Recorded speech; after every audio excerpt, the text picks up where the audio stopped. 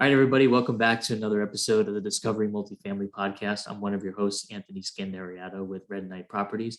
And today we have a very interesting and special guest here with us. I say interesting because he's not specifically real estate related, but he's a serial entrepreneur. He's a world explorer, and he's also the founder of a billion-dollar brand. And I'm not exaggerating when I say billion-dollar brand, because I'm sure you've heard of it, a water bottle company called Hydro Flask. And we're going to talk about his experience starting Hydro Flask, how he was able to build basically the billion-dollar brand, and how he was able to experience enormous growth year over year, and what kind of systems he put in place to grow his business. What did his team look like? So really excited to dig into that and unpack that, because we can relate it to starting any type of business, whether you're in real estate or selling water bottles in this example. So very excited to have him, and looking forward to the conversation, Travis. Well, thank you, Anthony. It's a pleasure to be here. Thank you for taking the time. This is great. Excellent. Well, thanks for coming on. And yeah, so basically what's going on? Like, what made you start Hydro Flask? And obviously, you've since exited the business, but just love to kind of hear your development process throughout that time.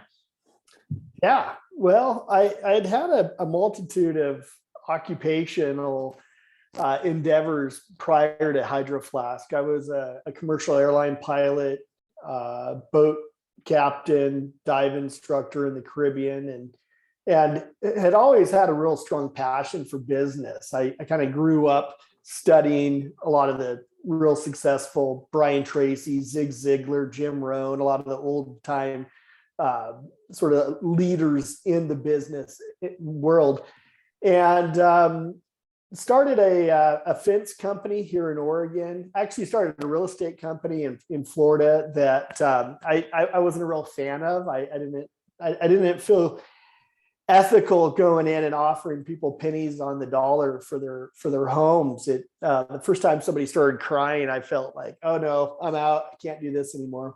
So got out of that, started a fence company, went out to Oahu, started a sign and screen printing company, and did those for a while and had a lot of fun and learned a lot. And then one day I was thirsty and stopped into a sporting goods store to get a water bottle, and they had taken them all off the shelves. And I said, well, who's going to fill up these shelves? They said, no one. There's nobody else. I said, well, then I will. I'll do that. And sure enough, I mean, that's kind of a long and short of it, how Hydro Flask got started. Interesting. So they didn't have any water bottles on the shelves, and you just all of a sudden were like, yeah, I'm gonna help you with that. Yeah. And that's kind of how it started. So all right, so that's when you found, seems to me that's when you had the right idea. So what did that process look like for you in terms of, I guess you have to come up with the product and manufacture it and distribute it. So kind of talk about that, because it's easier said than done. Yeah. It's a lot easier in that little 5-second blurb there than it was actually doing it. Well, the first big thing was trying to figure out how to actually get them produced, like where and how. And we moved as a nation. We sort of move around the planet: Mexico, Taiwan, Japan, Germany. Well, we're making in China right now, and have been for a number of years. And so I thought, well, if I can just get over to China, it shouldn't be too difficult to find a factory that can do a double wall vacuum insulated water bottle. Well, there really wasn't anybody doing that. They were making double wall thermos type, big, heavy glass and metal thermoses. But finally, after quite a bit of searching, I found a factory that was willing to take a shot at it and just try it out, and found a factory and started. I guess backing up, I drove all around Oahu and got every single bottle I possibly could. I bought, Minute Maid orange juice bottles and beer bottles and pop bottles and milk bottles and all these different bottles, figuring out what size mouth was the best, and the ergonomic benefits of different types of lids and mouths on different things. And just kind of sketched it out and talked to the factory, and they said, yeah, let's try it. And so that's kind of how it started. We got a couple samples and they worked really well. And everybody we showed said they wanted one. And we thought, well, even if we sell just 3,000, we'll at least do okay. So that's kind of how it started. Okay. So interesting. So you went over to China, found a manufacturer that was able to essentially get what you needed to grow. So let's talk about the scaling part. So like that first order, was it that store in Oahu? Is what you said? It wasn't. No, we actually moved from Oahu back over to Bend, Oregon. We sold my girlfriend at the time. We sold everything we owned and moved in with my mom. And we took all of that money, and we were not able to afford the full 3,000. So we got 1,500 in the first order and went up to the Portland Saturday market and just started slinging water bottles on the side of the railroad tracks.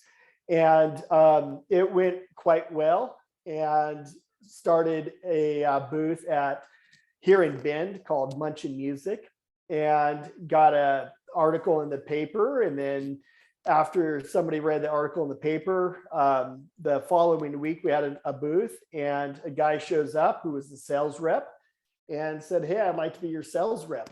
And I had no idea what that meant or what that would entail. Yeah. Gave him a few free bottles, and he called back about a week later and said, how many more do you have coming? I said, well, we could get 1,500. He goes, okay, yep, those are mine. Like, okay. Sure enough, they came in and they were sold, and we bought 10,000 in the next run.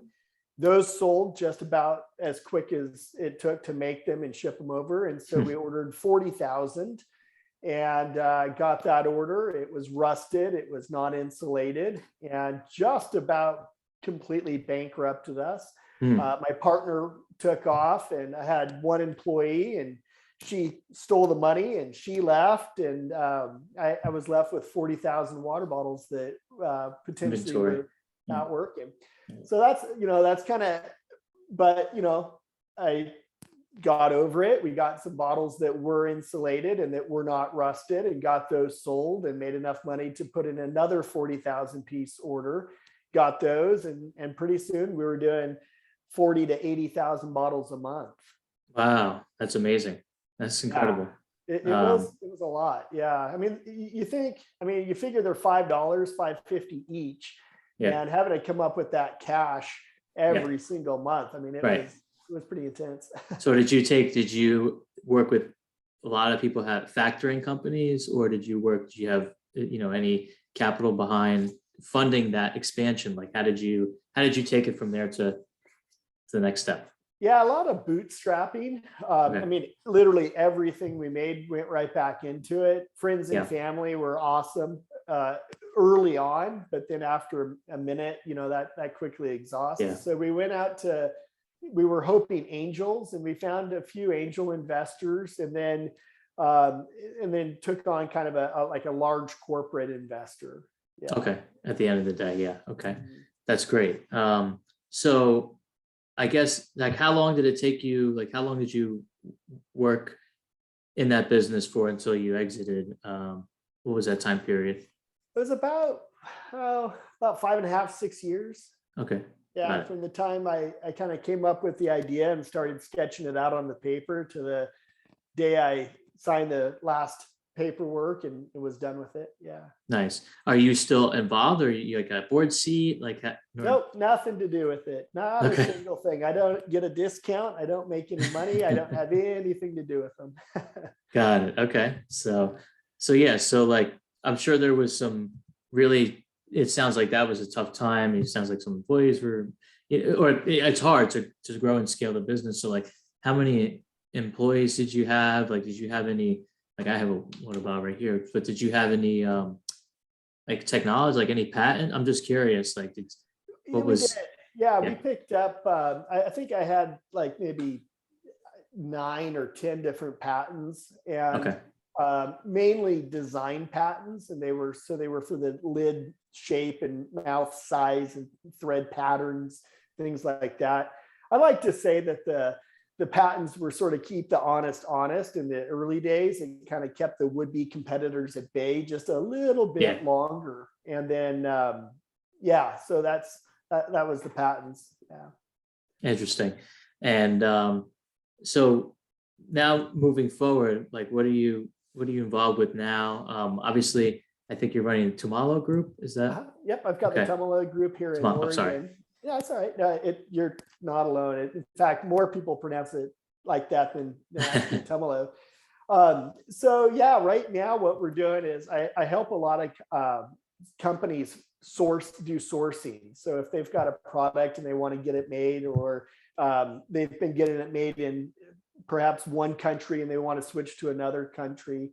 We're working a lot with Mexico and with America right now, and still with China. I mean, it's still viable to get things out of China right now, especially with this current administration. It's a little bit easier to get them from China than it is here domestically, which is unfortunate, but it's the way it goes.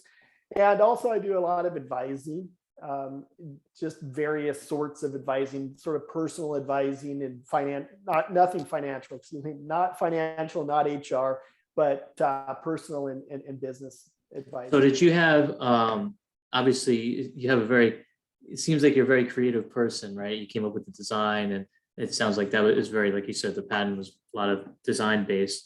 Did you have a partner on the financial side? Like, was it just you with the company? Like, what does your team look like? Yeah, basically one of the first hires that I was really excited about was a graphic designer. And with her, we were able to come up with the logo. We were able to come up with the daily and weekly Facebook and different social media posts and things like that. And then we quickly moved into a CFO role, and had a really wonderful CFO that kind of, she did her best to keep me in line and keep me not spending too much. But we had probably about, I should really know this number, probably about 10 or 15 in-house employees. I tried to keep it pretty small. And then we had, just a tremendous number of independent sales reps throughout the world that we worked with. That's amazing. So did you get any sleep over those 5.5 years? Or? Nope. I drink a lot of Monster energy drink, a lot of coffee, and not very much at all. So what's the plan moving forward? Are you planning on retiring, or like what? I don't know how old you are, but like what's? Yeah, I tried that once and it didn't work. I really just missed doing advising. I miss startup. I miss businesses. And I hope that I don't ever have to retire. The clients I work with right now, we get along great. And as long as they're a like-minded organization or company or individual, typically, these are friends for life that I'm picking up. And I really hope I don't ever have to retire. Yeah, no, that's really interesting. And it sounds like it's in, the entrepreneurial spirit's kind of in your bloodstream. You say that now, but who knows what could happen. It's always good it keeps you young at bay too, especially as you get older. You still want to be involved somewhat, sit on the beach all day. It kind of gets a little boring sometimes. I'm sure you've done it. It does. Right? It does. I have. Yeah. I've practiced being retired. I used to say that I take my retirement increments. I'd work really hard for about a year, and then I'd take off for anywhere from 1 quarter to 1 year, and just kind of see what the world had to offer. And I've found that I'm best when I'm working at least 2 to 4 hours a day. Mm-hmm. It keeps me sort of motivated to keep learning and keep pushing and keep going. So. Right. So what was the, decision to sell the company? Like, was that a personal decision, or was that kind of your goal? Like, whatever 5-year company building period where it just, or the numbers just made sense? Like what was your motive? Kind of a hybrid of all of the above. And I am now able, I'm now 43, and I'm now able to look at it as a season. Like this season was coming to an end. my brother had just died. I had just gotten married to my first wife. We had a number of, hiccups along the way of growing 600% per quarter.